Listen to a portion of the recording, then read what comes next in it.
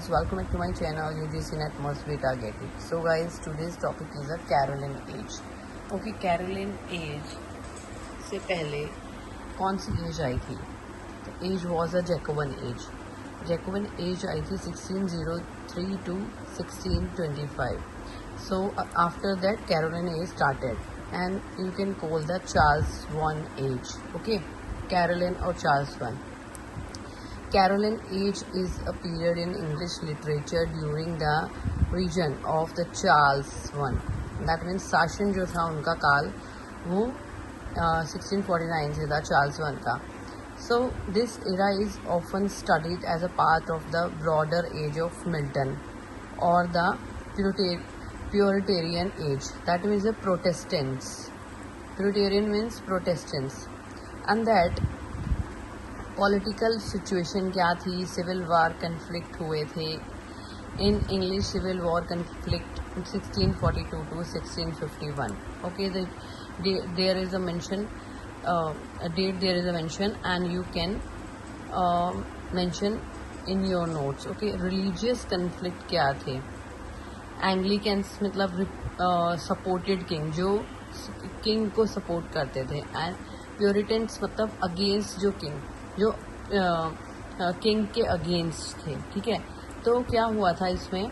Rise of the Puritanism. तो क्या हुआ था जब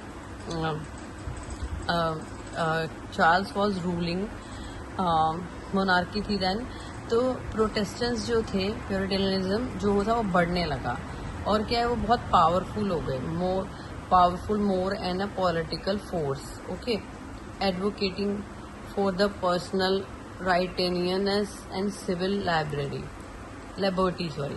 तो लोगों को ज़्यादा इम्पोर्टेंस देने लगे, लोग ज़्यादा होने लगे लोगों, क्योंकि प्रोटेरियंस जो थे, प्रोटेस्टेंट जो थे वो क्या है बढ़ने लगे और उनको इम्पोर्टेंस मिलने लगी.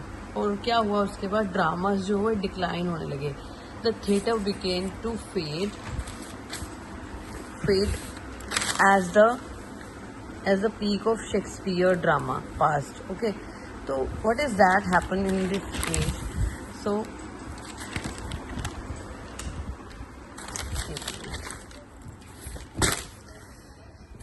that time क्या हुआ?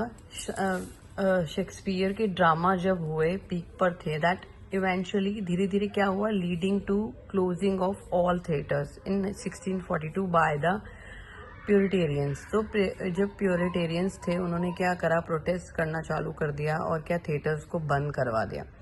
End of the Charles first in 1649.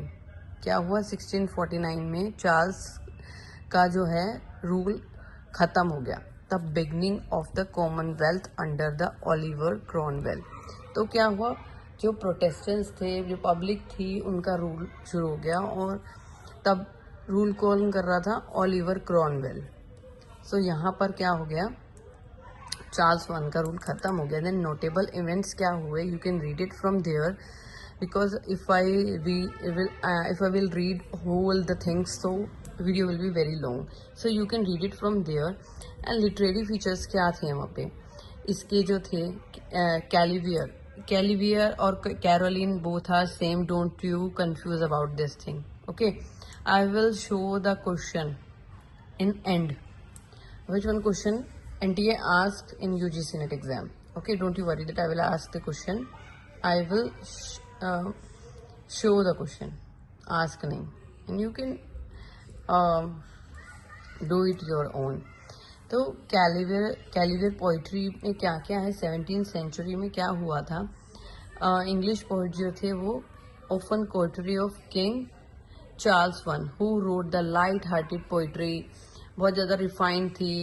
और क्या था? लिरिक्स यूज़ किए थे, बहुत ज़्यादा फोकस ऑन लव पे फोकस किया था, लॉयल्टी पे फोकस किया गया था. Look at this, focus on love, loyalty and the, और इसकी थीम थी ये कार्पी डाइम. So you can note there, I will show that this theme. Okay, love, loyalty to king.